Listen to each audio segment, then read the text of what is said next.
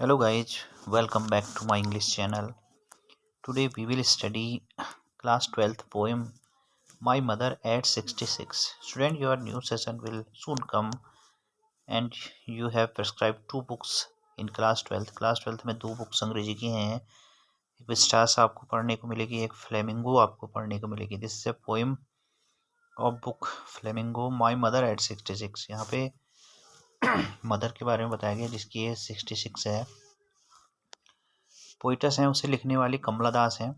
कमला दास 1934-2009 1934 में इनका जन्म हुआ था और 2009 में डेथ हुई. वॉज बोर्न इन मालाबार, इनका जन्म मालाबार में हुआ, केरला.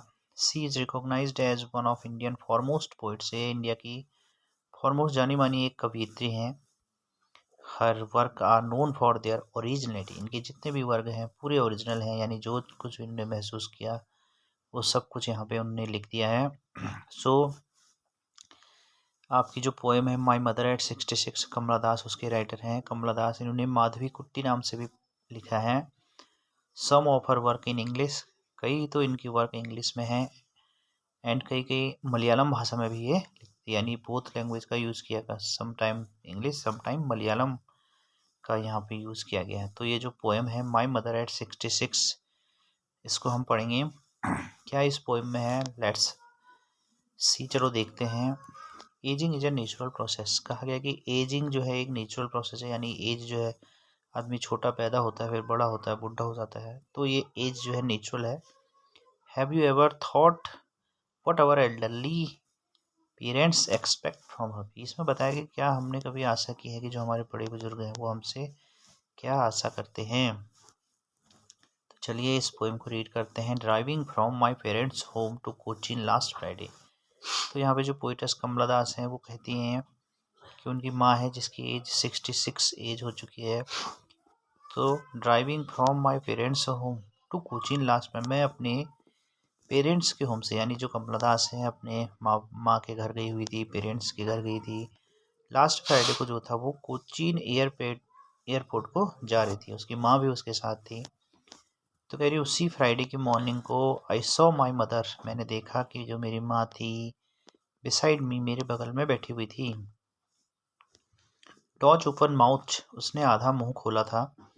हर फेस एसन लाइक दैट, और उसका चेहरा ऐसा लग रहा था जैसे कि ऐसे जो हड्डियों का ढांचा सा उसका चेहरा लग रहा था. लाइक दैट ऐसा लग रहा था. ऑफ अ कॉप्स, जैसे कोई शव हो, जैसा कोई शव होता है मरा आदमी, उसमें कोई मूवमेंट नहीं होती है, पीला पड़ जाता है, वैसे ही उसकी माँ का चेहरा पड़ा था. वो कहती कि मैं देखा सुबह सुबह मेरी माँ जब मेरे साथ जा रही थी. Of a corpse and realised with pain, मुझे एहसास हुआ कि मेरी माँ को जो है क्या हो रहा है, दुख हो रहा है, दर्द हो रहा है. That she was an old, क्योंकि वह इतनी बूढ़ी हो चुकी है. As she looked but soon put that thought away, कह रहा है यह मैं सोच रहा था अपनी माँ के बारे में कि बहुत बूढ़ी हो चुकी है. एज शी लुक्ड, और जैसा ये ख्याल मेरे मन में आ रहा था तभी यह ख्याल मेरे दिमाग से चले गया. And looked out a young sprinting tree, तभी मैंने देखा बाहर कुछ पेड़ मुझे भागते हुए से दिखाई दे रहे थे, क्योंकि जब आप गाड़ी में सफ़र करेंगे तो अक्सर पेड़ भागते हुए दिखाई देते हैं. तो मुझे लग रहा था कि पेड़ भाग से रहे. The Mary children spilling out of their homes, और जो बच्चे जो थे बाहर खेल रहे थे, अपने अपने घरों से बाहर निकल रहे थे, तो ऐसा लग रहा था कि बच्चे भाग से रहे हों.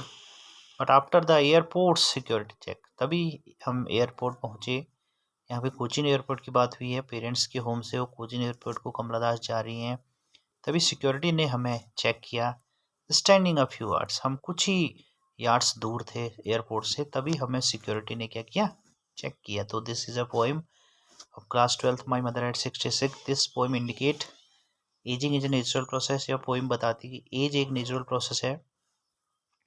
And what the poet's feel, poet यहाँ पे क्या फील कर रही है, क्या तक दर्द है उसे, क्या चीज़ यहाँ पे हो रहा है, तो ये हमने इस पोएम में पढ़ा. You will try to understand the theme of the poem, आप कोशिश करेंगे इस पोएम की थीम को समझने की.